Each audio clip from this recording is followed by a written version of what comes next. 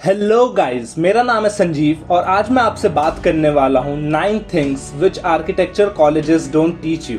ये वीडियो बहुत ही स्पेशल होने वाली है क्योंकि मैं इसमें आपको वो सारी चीजें नहीं बताने वाला हूँ जो एक जॉब करने के लिए जरूरी है, बल्कि मैं वो चीजें बताने वाला हूँ जो आपको खुद का एक फर्म बिजनेस खड़ा करने के लिए जरूरी है। उसके लिए कौन से आपको स्किल सेट जरूरी है, कौन से आपको लर्निंग्स जरूरी है जो आपको अभी से बिल्डअप करनी पड़ेंगी और कौन सी प्रिपरेशंस है जो आपको अभी से स्टार्ट करनी पड़ेंगी। First and the most important thing, learn selling your work. तो आपने देखा होगा कि काफी सारे लोग टैलेंटेड होते हैं, काफी सारे लोगों में स्किल होता है, बट एट द एंड वो अपने लाइफ में बहुत बड़ा कुछ नहीं कर पाते हैं। और इसका बहुत बड़ा एग्जाम्पल है आपके टीचर्स। ऐसा नहीं है कि उनमें स्किल नहीं है, उनमें बहुत अच्छा स्किल है, इसीलिए वो आपके टीचर्स है। बट क्या वो फाइनेंशियली बहुत स्ट्रांग है? क्या वो बहुत अच्छा कमा रहे हैं? उनके सारी नीड्स पूरी हो रही है? या फिर जहाँ पे वो खुद को देखते हैं वहाँ पे वो है आज? मैं उन टीचर्स की बात नहीं कर रहा हूँ जिन्होंने पहले से ही डिसीजन लिया था कि वो टीचर बनेंगे, बल्कि उन टीचर्स की बात कर रहा हूँ जो करना तो बहुत कुछ चाहते थे बट अभी मजबूरी में वो एक टीचर बने हैं। तो आपके टीचर्स में इतनी अच्छी स्किल होते हुए भी क्यों वो फाइनेंशियली स्ट्रांग नहीं है? क्या उनमें स्किल की कमी है? क्या उनको ड्राइंग्स, उनको 3D रेंडरिंग, ड्राफ्टिंग ये सब नहीं आता? उन्हें सब कुछ आता है, बट उन्हें क्या नहीं आता है? उन्हें अपने ड्राइंग्स बेचने नहीं आते हैं। फिर आप जैसे एग्जाम्पल ले लो अपने फ्रेंड्स का, कोई बहुत अच्छा सिंगर होगा, कोई डांसर होगा,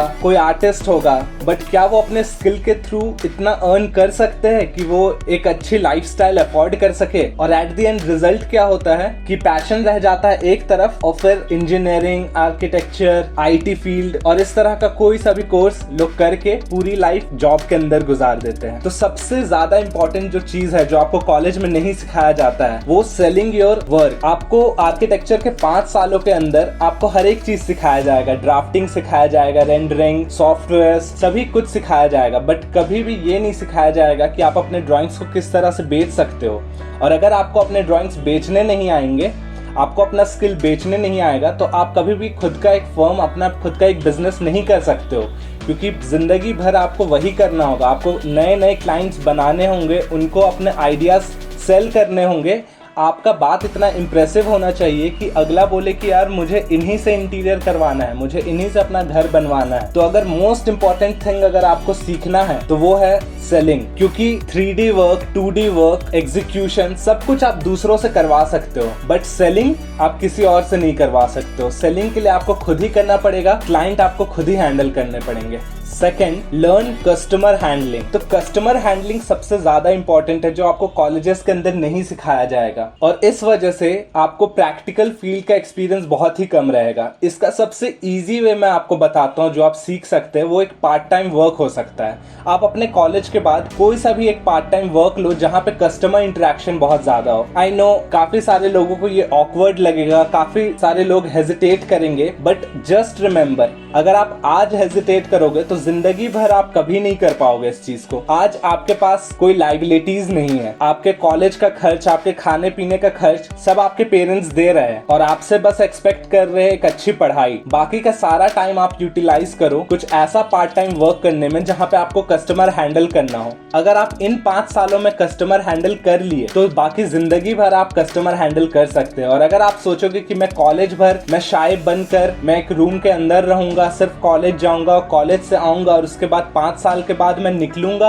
और खुद का एक फर्म खोलते ही सारे कस्टमर्स मेरे पास दौड़े चले आएंगे और आप बहुत ही अच्छे कम्युनिकेटर बन जाओगे, आप कस्टमर हैंडल करना सीखोगे, तो ऐसा नहीं होने वाला है। अगर आप आज नहीं करोगे तो कल और भी ज्यादा डिफिकल्ट हो जाएगा और उस टाइम आपके पास बहुत सारी लाइबिलिटीज होंगी जिसके वजह से आप बहुत ज्यादा रिस्क नहीं ले पाओगे। अगर अभी आप रिस्क लेते हो, आप किसी और के बिजनेस के अंदर जाकर बस एक कैशियर बनते हो, एक सेल्स पर्सन बनते हो, तो अगर कस्टमर कन्वर्ट नहीं हुआ तब भी वो लॉस आपका नहीं है। और अगर आपको कम पैसे मिलते हैं उस जॉब के अंदर तो भी कोई दिक्कत नहीं है, क्योंकि आपको पैसों से मतलब नहीं है, आपको अपना स्किल सेट डेवलप करना है। आई नो कॉलेजेस में सबका एम रहता है कि क्लासेस खत्म होगा उसके बाद फ्रेंड्स के साथ हैंग आउट करेंगे, बट अगर आज आप इस हैंग आउट में और इस फ्रेंड्स के बीच में आप फंस के रह जाओगे तो आप लाइफ में कभी कुछ बड़ा नहीं कर पाओगे। तो इसीलिए कस्टमर हैंडलिंग आप अभी से सीखो ताकि आपको फ्यूचर में काफी हेल्प मिले। Third, quick sketching. Quick sketching मैं इसीलिए कह रहा हूँ rather than स्केचिंग, क्योंकि मैं खुद एक आर्टिस्ट हूँ और अगर आप डिटेल स्केचिंग पे जाओगे तो उसमें 1 घंटा, 2 घंटा, 4 घंटा काफी ज्यादा समय आप दे सकते हो। बट जब आप एक क्लाइंट के सामने बैठे होते हो, जब आप कभी लेबर्स से मिलते हो, तब आपको उनको अपना थॉट प्रोसेस एक ड्राइंग के फॉर्म में भी समझाना होता है। कई बार रेंडर्ड ड्राइंग्स या फिर ऑन डिस्कशन आप उनको 3D बनाकर नहीं दिखला सकते हो। उस वक्त सिर्फ आपके वर्बल चीजों को आप विजुअल में कन्वर्ट कर सकते हो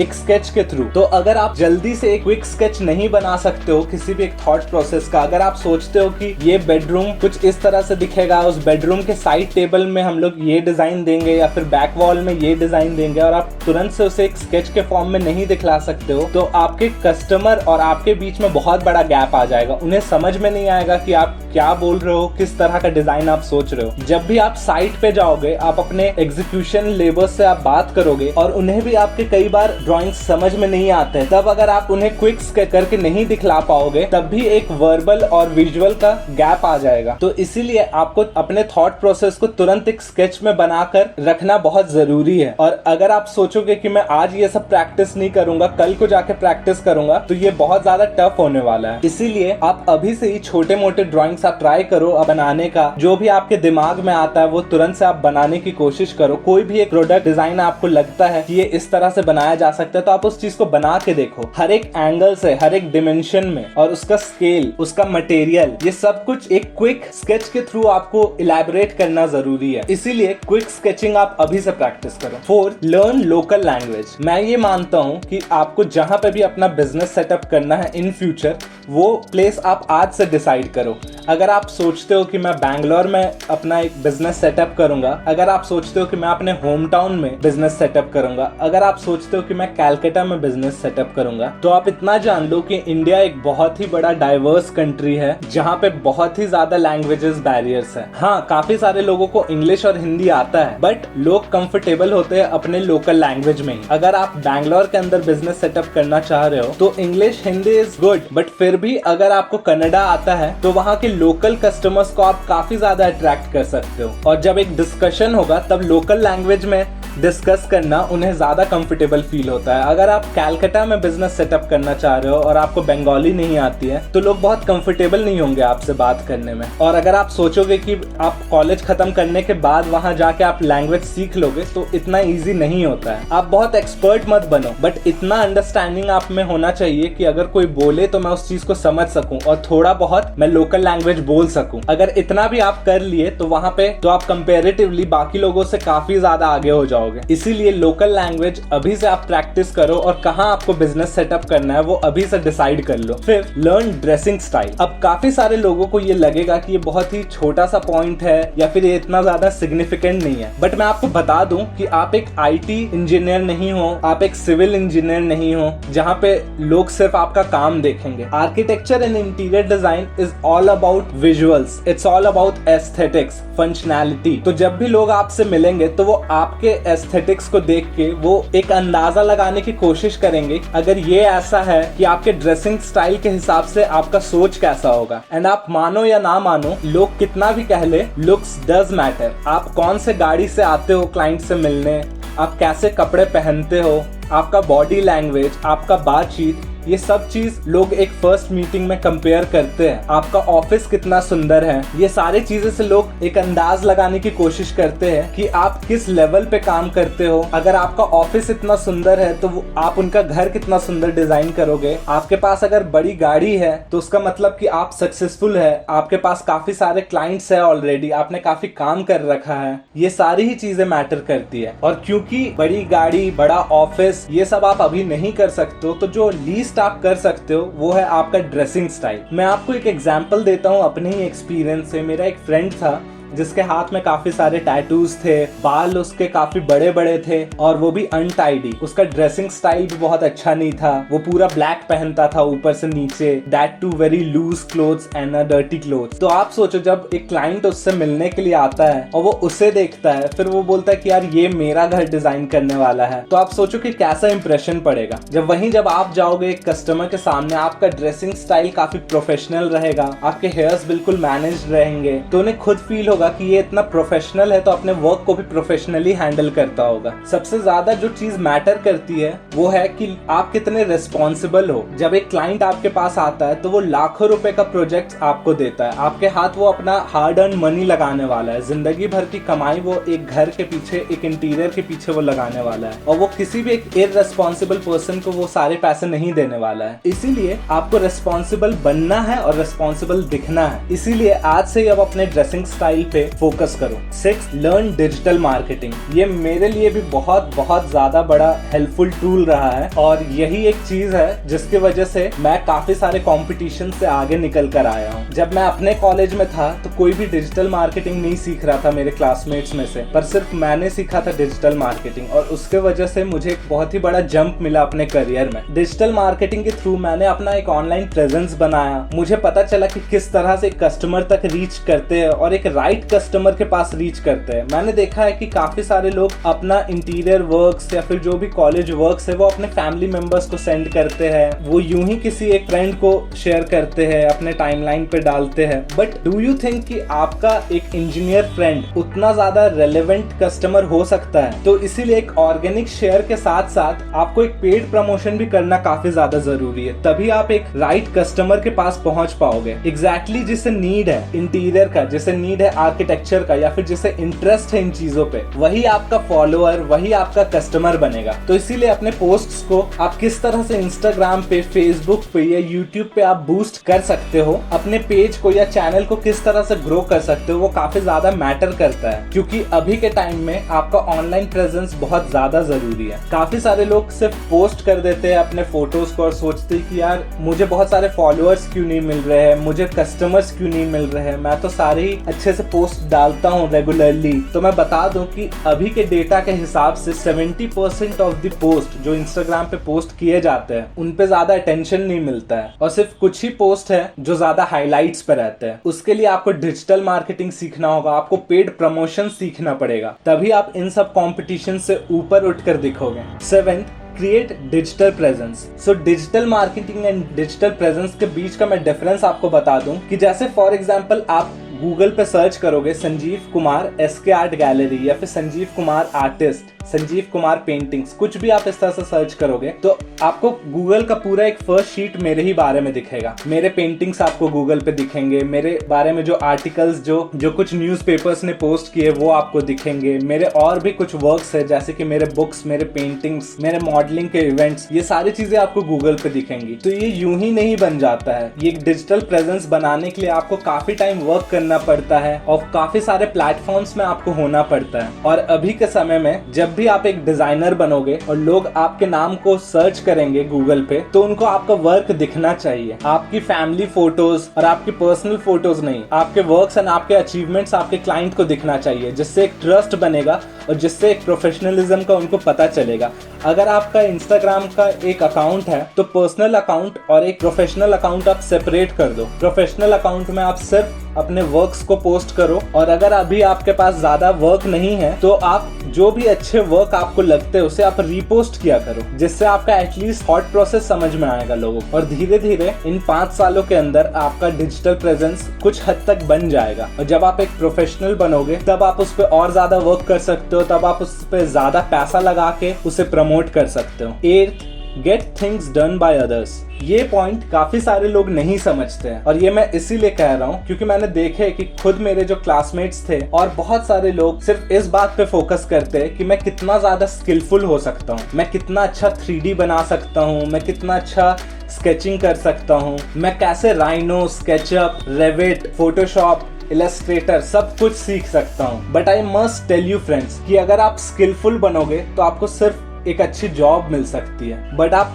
किसी भी एक अच्छे फर्म के बॉस से पूछो कि क्या वो सारा काम खुद करते हैं? नहीं, वो सारा काम दूसरों से करवाते हैं। ऐसा नहीं है कि उनको आता नहीं है काम, बट आप सारे काम एक प्रोफेशनल लेवल पे नहीं सीख सकते हो। आप सबसे अच्छा 3D डिजाइनर, सबसे अच्छा ग्राफिक डिजाइनर, सबसे अच्छा ड्राफ्ट्समैन, सबसे अच्छा आर्टिस्ट आप नहीं बन सकते हो अकेले। तो आप क्या कर सकते हो कि आपको सबसे अच्छा 3D डिजाइनर हायर करना है, सबसे अच्छा ग्राफिक डिजाइनर हायर करना है, सबसे अच्छा आर्टिस्ट हायर करना है, सबसे अच्छा ड्राफ्ट्समैन हायर करना है। बट हाँ, स्टार्टिंग ऑफ योर करियर आपको सारा काम खुद ही करना पड़ेगा और काम करवाने के लिए भी आपको काम आना जरूरी है। तो मैं यही कहूंगा कि आपको एक एक्सपर्ट बनने की जरूरत नहीं है, बट आप एक काम को सिर्फ सीखो ताकि आप दूसरों से वो काम करवा सको और कहाँ पे गलती है वो आपको पता चल सके। और अभी से ही आप दूसरों से काम करवाना सीखो। This is not being rude. आप अगर किसी से काम करवाते हो तो आप उसके लिए पे करो। अगर आप एक स्टूडेंट हो तो आप एक ट्रीट दे दो। आप कन्विंस करना सीखो कि किस तरह से आपका काम आपके फ्रेंड्स लोग कर सकते हैं। जैसे कि मैंने एक फ्रीलांस का वीडियो बनाया है जिसमें मैंने बताया कि आप किस तरह से फ्रीलांसिंग वर्क कर सकते हो। तो आप फ्रीलांस वर्क काफी सारे उठाओ और उनमें से कुछ काम आप खुद करो और कुछ काम अपने फ्रेंड्स से करवाओ। फिर जो भी आपको पैसा मिलेगा उसका एक कुछ अमाउंट आप अपने फ्रेंड्स को भी दो। और जब आप इस तरह से लोगों से काम करवाना सीख जाओगे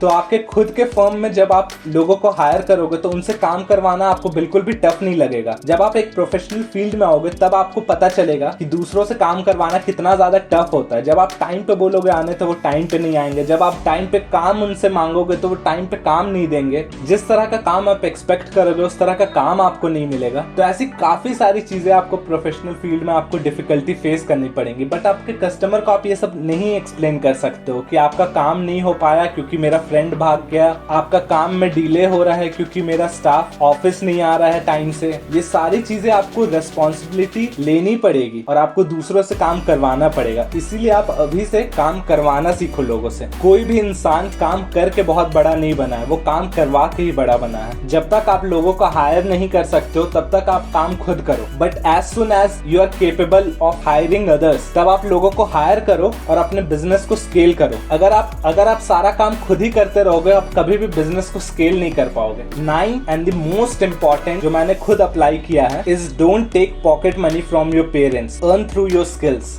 ये मोस्टली मैं कॉलेज स्टूडेंट्स के लिए ही बता रहा हूँ क्योंकि मैंने देखा है मेरे खुद के क्लासमेट्स पूरे 5 साल अपने पेरेंट्स से पॉकेट मनी लेते रहे और कभी भी वो सेल्फ डिपेंडेंट नहीं बने। अगर आप में सच में एक डिटर्मिनेशन है, सच में एक बिजनेस खड़ा करने का जुनून है तो आप आज ही अपने पेरेंट्स को बोलो कि आपको पॉकेट मनी नहीं चाहिए। अब देखो, कॉलेज का फीस और मेस का फीस तो आपके पेरेंट्स दे ही देंगे, बाकी बचा आपका पर्सनल एक्सपेंस। तो इतना तो है कि आपका सर्वाइवल इसमें सेफ है, आपको सर्वाइव करने के लिए नहीं सोचना है। बाकी बचा आपका पर्सनल एक्सपेंस, तो वो आप खुद काम करके आप अर्न कर सकते हो। और जब आपको लगेगा कि नहीं मुझे कहीं से पैसा चाहिए तब आपका दिमाग चलेगा कि मैं किस तरह से पैसा कमा सकता हूँ। मैंने अपने कॉलेज में पेंटिंग्स के थ्रू पैसे कमाए, मैंने फ्रीलांस के थ्रू पैसे कमाए, मैंने मॉडलिंग के थ्रू पैसे कमाए, मैंने इंटीरियर प्रोजेक्ट्स किए, मैंने ग्राफिक प्रोजेक्ट्स किए, मैंने डिजिटल वर्क किया। और इन सब के बदले मुझे सिर्फ पैसे नहीं मिले, मुझे पैसा मिला, मुझे नाम मिला, मुझे रिकॉग्निशन मिला, मुझे आईआईटी में एज अ जज बुलाया गया। मेरे कॉलेज के आसपास के सारे रेस्टोरेंट्स वाले मेरे क्लाइंट्स थे जिनके लिए मैंने उनका इंटीरियर डिजाइन किया था, उनको लोगो, उनका मेन्यू कार्ड, उनका बिजनेस कार्ड मैंने डिजाइन किया था।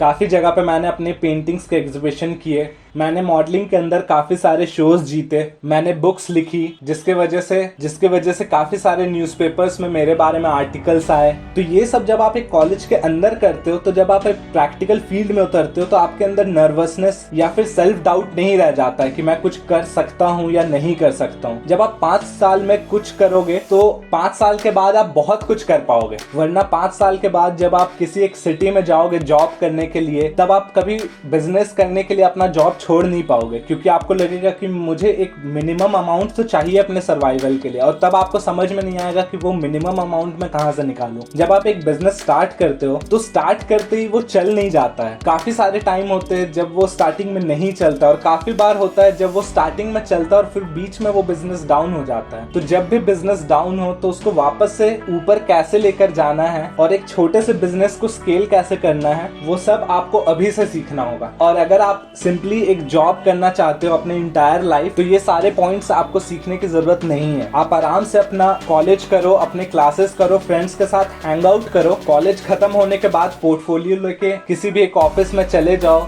10,000 से अपनी नौकरी स्टार्ट करो, बढ़ते बढ़ते वो 30,000, 50,000 या 70,000 4-5 सालों के अंदर होगा और उसी तरह से आप एक एवरेज लाइफ बिता सकते हो। बट अगर सच में आपको कुछ बड़ा करना है, एक नाम कमाना है, अगर आप एक डिटरमिन्ड इंसान हो, तब ये सारे पॉइंट्स को आप अभी से अप्लाई करो। और ये सारे पॉइंट्स मैंने कहीं इंटरनेट से निकाल के या कोई थियोरेटिकल बातें मैं नहीं बता रहा हूँ, ये सब मैंने खुद अप्लाई किया है, मैंने खुद लाइफ में इम्प्लीमेंट किया है और उसके रिजल्ट्स आज मुझे मिल रहे हैं। एंड मेरी एज खुद बहुत ज्यादा नहीं है, बट मैं सेल्फ डिपेंडेंट हूँ। मैंने कॉलेज में अपनी बाइक, लैपटॉप, फोन और अपने सारे पर्सनल एक्सपेंसेस मैंने खुद उठाए, जिसकी वजह से आज मुझ में कॉन्फिडेंस है और मैं आज भी अपने लाइफ में बहुत कुछ कर रहा हूँ। तो ये वीडियो उन पैशनेट लोगों के लिए एक ब्लूप्रिंट की तरह है जो लाइफ में खुद के दम पे कुछ करना चाहते हैं। और आप लोगों के लिए मैं हमेशा खड़ा हूँ। मेरे चैनल पे कोई सा भी ऐसा कमेंट नहीं है जिसका मैंने रिप्लाई नहीं दिया हो। तो अगर आपको कुछ भी पूछना है, आपको कोई भी डाउट है, तो आप नीचे कमेंट सेक्शन में पूछो।